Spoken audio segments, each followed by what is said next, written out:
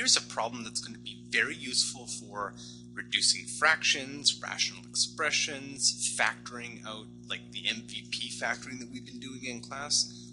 Lots of applications of this in mathematics. It's called finding the greatest common factor. So we're going to find the greatest common factor of 10x to the 6th, v to the 4th, u to the 8th, and 5v to the 5th, u cubed. Okay, first let's find the greatest common factor of the numerical parts of 10 and 5. So we need a factor, a number that goes both into 10 and 5, and we want it to be as large as possible.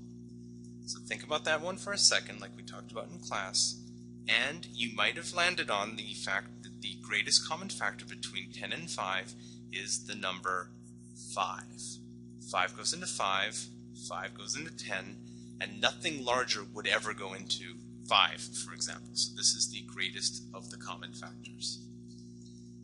Next, x to the 6th on the left, but there is no x to the 6th. There's no x at all on the right.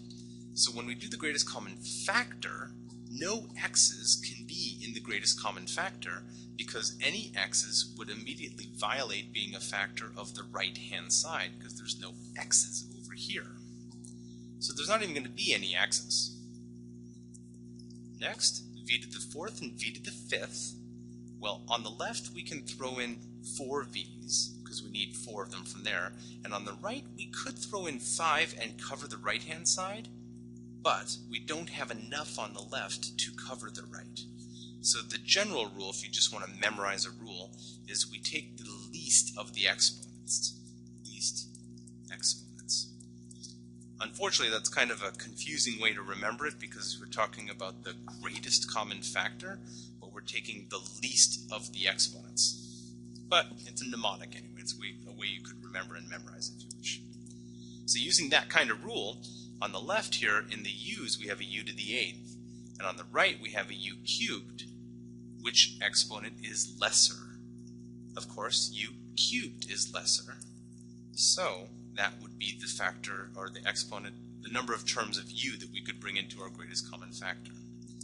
Okay, end result, 5v to the 4th u cubed. So pause the video and try this problem on your own. 14v to the 8th u to the 6th, and 12x squared v to the 8th u to the 4th.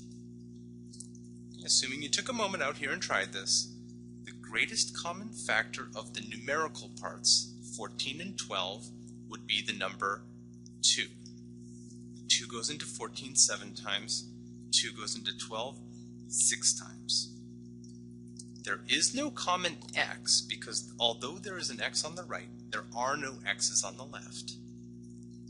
There is some common v's. The v exponent on the left is 8 and on the right it's 8. Oh, so we can just take 8. It'll cover on both. We had to take the least of the exponents, but they're both 8. And for the u's, 6 on the left, 4 on the right. Which one of those exponents is smaller? 4 is smaller. So the final answer, 2v to the 8th, u to the 4th. For extra understanding here, on the left-hand side, since there were no copies of x, it is legit to write x to the power of 0. That would be no copies of x. So it makes it look a little bit more complicated because you're putting more pieces into it, but now you can compare it the same way as the other ones and say 0 copies on the left, 2 copies on the right. 0 is less than 2, so in our final result we throw in no x's. 0 copies of x's.